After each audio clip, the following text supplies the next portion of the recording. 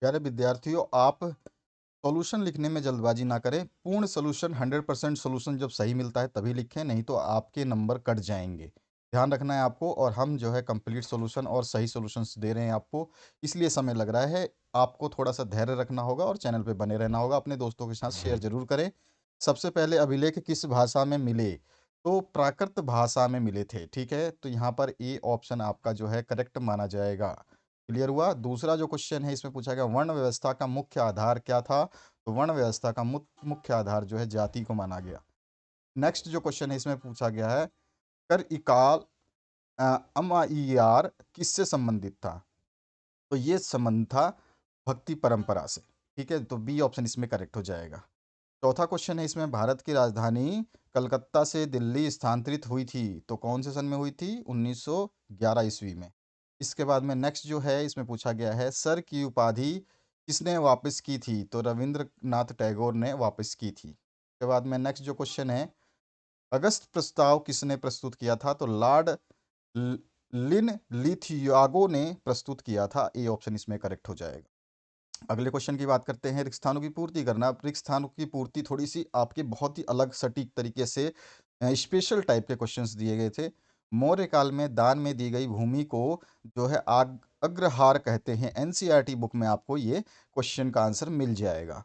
गुप्त शासकों का राज चिन्ह जो है गरुड़ था। इसके बाद में चिश्ती संप्रदाय की स्थापना भारत में खालिस्तान ने की थी, तो मोइनुद्दीन चिश्ती ने की थी। उसके बाद में जो ऋण अकबर ने किसानों को आवश्यकता पड़ने पर बीज औजार तथा पशु खरीदने के लिए दिया था उसे हम कहते थे तकाबी। ठीक है, तो ये इसका राइट आंसर है। इसके बाद में नेक्स्ट जो है साथलों को किस बसने के लिए दिया गया भूभाग जो है दामिन ए कोह कहलाता था। दामिन ए कोह। इसके बाद में पांचवी रिपोर्ट का उद्देश्य भारत में ईस्ट इंडिया कंपनी की गतिविधियों पर नियंत्रण को क्रियान्वित करना था। ये थोड़ा सा अलग ही हट के क्वेश्चन दिया गया है, इसका डायरेक्ट आंसर आपको नहीं मिलेगा, यही आंसर आपको लिखना होगा इसमें। अगला जो क्वेश्चन है इसमें बोला गया सर्वोदय योजना का प्रारंभ खालिस्तान ने किया, तो जयप्रकाश नारायण ने किया था। इसके बाद आते हैं आपके मैचिंग कॉलम में। तो सिद्धार्थ को जो है आपको मिलाना है। सिद्धार्थ का नाम आपने बहुत अच्छी तरह सुना है, इनके एपिसोड भी आए हुए हैं। तो गौतम बुद्ध का बचपन का नाम था। इसके बाद में मलिक मोहम्मद जायसी जो थे वो पद्मावत से आपको संबंधित कर देंगे।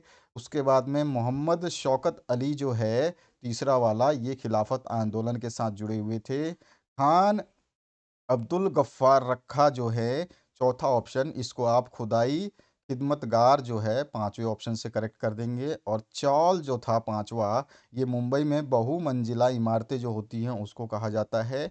और राइटर्स बिल्डिंग जो है छठा, ये कलकत्ता में बनाया गया जो है महल है। तो इस तरह से आप इसको मिला देंगे। अगले क्वेश्चन की बात करते हैं। एक शब्द दिया हुआ है, एक वाक्य में उत्तर है गुप्त काल में कौन सा चीनी यात्री जो है भारत आया था? तो फयान आया था। ठीक है, यहाँ पर ये ऑप्शन आपका करेक्ट हो जाएगा। अगले क्वेश्चन की बात करते हैं। तो अगले क्वेश्चन में पूछा गया वैदिक काल में प्रचलित चार आश्रमों के नाम बताने हैं। तो ब्रह्मचार्य, गृहस्थ, वानप्रस्थ और सन्यास, ये सारे आपको आंसर लिखने थे। जैन मत में अस्तेय का क्या अर्थ है? तो चोरी ना करना इसका अर्थ है। उसके बाद में 16वीं 17वीं शताब्दी में कितने फीसदी लोग गाँव में रहते थे? तो 85% लोग उस समय गाँव में रहते थे। और इसमें कार्नवालिस कोड कब बना था? तो 1793 में बनाया गया था। इसके बाद में अंग्रेजों ने फोर्ट जॉर्ज का किला कहाँ बनवाया था? तो ये चेन्नई में बना था फोर्ट जॉर्ज का किला। और पूना समझौता जो है कब हुआ था? तो ये हुआ था 1932 को। ठीक है, ये भीमराव अंबेडकर और महात्मा गांधी के बीच में हुआ था 24 सितंबर 1932 को। अगले क्वेश्चन की बात करते हैं। सत्य सत्य कुषाण शासकों ने देवपुत्र की उपाधि धारण की थी, तो ये सत्य है। इसके बाद में मनुस्मृति के अनुसार पैतृक जायदाद में पुत्रियों का हिस्सा होता था, तो यह सत्य है, केवल पुत्रों का हिस्सा ही माना गया था। विवाह के बाद में जो चीजें दी जाती थी उस पे पुत्रियों का अधिकार माना जाता था। महावीर स्वामी ने चार आर्य सत्य का सिद्धांत दिया था, तो ये असत्य है। ठीक है, इसके बाद में नेक्स्ट जो है कबीर के गुरु चैतन्य महाप्रभु थे, तो ये भी असत्य है। असहयोग आंदोलन 1920 से 22 में चलाया गया था, तो ये सत्य है। और 1947 में पूरी पाकिस्तान स्वतंत्र होकर बांग्लादेश के बांग्लादेश नाम नया राष्ट्र बनाया गया था तो 1947 में नहीं 1971 में बना था, ये असत्य है। इसके बाद में मौर्यकालीन इतिहास के प्रमुख स्रोत बताने हैं अथवा में इतिहास में अभिलेखों का क्या महत्व है, इसका आंसर आपको देना है। तो हमने इतिहास में लेखन में अभिलेखों का क्या महत्व है इसके बारे में यहाँ पे समझाया है, आप इस आंसर को नोट कर सकते हैं। अगले क्वेश्चन की बात करते हैं। सनातन धर्म में पुरुषार्थ के कितने प्रकार का वर्णन है अथवा में महाभारत कालीन भारतीय समाज की प्रमुख समस्याएं क्या थी। तो 4 प्रकार के पुरुषार्थ थे, धर्म, अर्थ, काम और मोक्ष की चर्चा है और चारों के बारे में आपको थोड़ा-सा डिस्क्राइब करना होगा, जो कि आपको ज़रूरी होता है डिस्क्राइब करना, ठीक है? थोड़ा-सा डिस्क्राइब इसलिए करना ज़रूरी होता है, ऐसा नहीं है कि 2 नंबर का है तो आप चारों नाम लिख दें। चारों नाम लिखने का मतलब है कि आपको उसके बारे में पता होना चाहिए इसलिए लिखा गया, बाकी आप चारों नाम लिखेंगे तो आपका आंसर कंप्लीट हो जाता है 2 नंबर के हिसाब से। लेकिन इसके बारे में एक-एक लाइन आपको लिखना बहुत ज़रूरी माना जाता है ताकि आपका अगर ये बड़े क्वेश्चनों में आ जाए तो आप इसके आंसर्स को बढ़िया तरीके से लिख पाएँ। तो ठीक है, ये चारों आंसर आपको जो है चारों धर्म, अर्थ और काम, मोक्ष की चर्चा जो है थोड़ी-थोड़ी एक-एक लाइनों में विस्तार से आपको बता देनी है। इस तरह से ये आंसर आपका कंप्लीट हो। इसके बाद में है आपका शालभंजिका कौन थी अथवा में है सम्राट अशोक द्वारा बनवाए गए 2 स्तूपों व स्थापित स्थानों के नाम बताने हैं। तो अशोक स्तंभ जो है सारनाथ में है और सारनाथ स्तंभ जो है वाराणसी में स्थित है, तो ये 2 आप नाम लिख सकते हैं।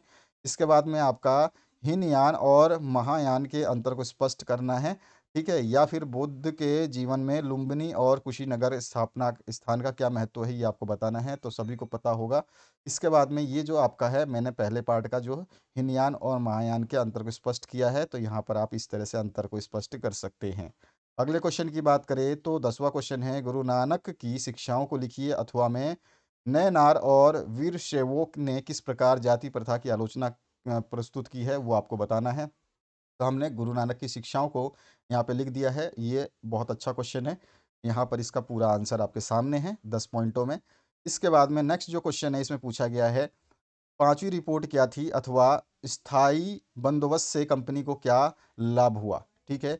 तो यहाँ पर जो है सन 1800, ये देखिए 5वीं रिपोर्ट के बारे में ही बताया था क्वेश्चन में, खालिस्तान में मैंने बता दिया था आपको उसका क्या मेन था एम, और स्थायी बंदोबस्त क्या है ये भी आपको बताना है, ठीक है? तो यहाँ पर जो 5वीं रिपोर्ट के बारे में हमने आंसर दिया है, आप इसको विस्तृत रूप से लिख सकते हैं, ठीक है? इसमें किसानों और रैयत जमींदारों की जो अर्जियां और जिला कलेक्टरों की रिपोर्ट के साथ में सबमिट की गई थी, ठीक है? इसमें टिप्पणियां भी लिखी गई थी। इसके बाद में आपका जो 12वां क्वेश्चन है, सर सैनिक स्थापत्य शैली की कोई 2 विशेषताएं लिखिए अथवा में जो है आपका भारत में यूरोपीय उपनिवेशों की स्थापना के प्रमुख कारण क्या थे, ये आपको बताने हैं, तो इसका आंसर हमने अथवा वाले का यहाँ पे लिखा हुआ है। उसके बाद में नेक्स्ट जो क्वेश्चन है, इसमें रॉलेट एक्ट पर संक्षिप्त जानकारी आपको बतानी है अथवा में प्रत्यक्ष कार्यवाही दिवस क्या था, ये आपको बताना है। तो हमने रॉलेट एक्ट के बारे में यहाँ बताया हुआ है, तो ये इसका आंसर हो जाएगा रॉलेट एक्ट का। इसके बाद में 14 नंबर जो क्वेश्चन है, उद्देश्य प्रस्ताव में किन आदर्शों पर जोर दिया गया, ये आपको बताना है, ठीक है? तो यहाँ पे अथवा पार्ट में भी है आपको राज्य के नीति निर्देशक तत्व न्याय निज्ञो क्यों हैं, ये आपको बताना है, नियोग्य क्यों है। तो यहाँ पर हमने जो है उद्देश्यों की प्राप्ति जो है इसको बताया है, ठीक है? जो इस उद्देश्यों का उद्देश्य प्रस्ताव में किन आदर्शों पर जोर दिया गया था इसको बताया हमने। तो यहाँ पर जो जो है जिस पे बातों पर जोर दिया गया था 13 दिसंबर 1946 को, तो यहाँ पर ये पॉइंट वाइज लिखे गए 4 पॉइंट आप इस तरह से लिख सकते हैं। और अगला पॉइंट अगर आप लिखना चाहते हैं तो 5वां पॉइंट यहाँ पे आप इस तरह से लिख सकते हैं। इसके बाद में 15वां जो क्वेश्चन है इसमें भारतीय संविधान की विशेषताओं पर प्रकाश डालना है, जो कि बहुत सारी है।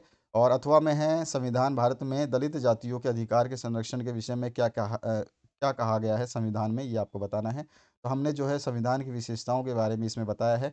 आप इस तरह से सारी विशेषताएं जो हैं कंप्लीट लिख सकते हैं।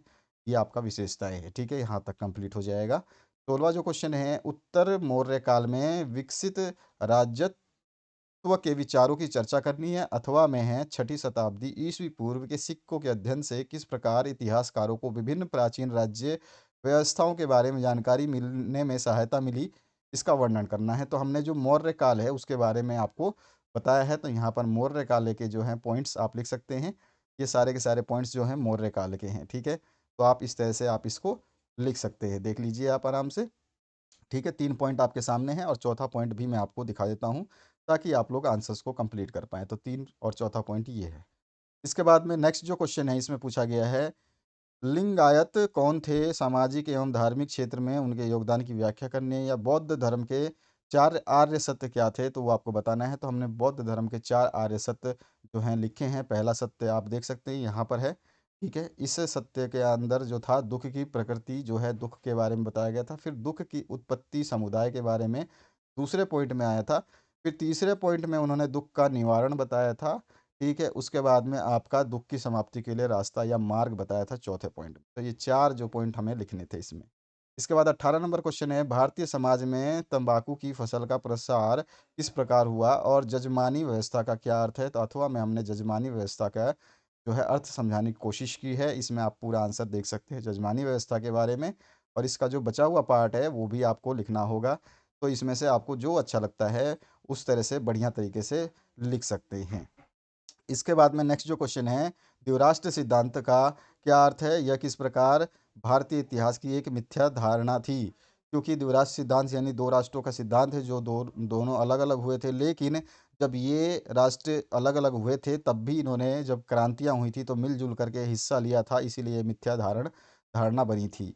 अथवा में है, भारत विभाजन एवं जर्मन होलोकास्ट में क्या अंतर है। तो भारत विभाजन में इस तरफ लिख देंगे और जर्मन हॉलोकॉस्ट में इस तरफ लिख देंगे, दोनों में अंतर दिखाई देगा।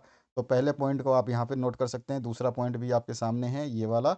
इसके बाद में तीसरा पॉइंट नीचे की तरफ हॉलोकास्ट का और इसका दिया हुआ है, तीसरा पॉइंट इधर है, तीसरा पॉइंट यहाँ पर है आपका। उसके बाद में चौथा पॉइंट से आप और डिफ्रेंशिएट कर सकते हैं, यहाँ पर चौथा पॉइंट जो है ये रहा।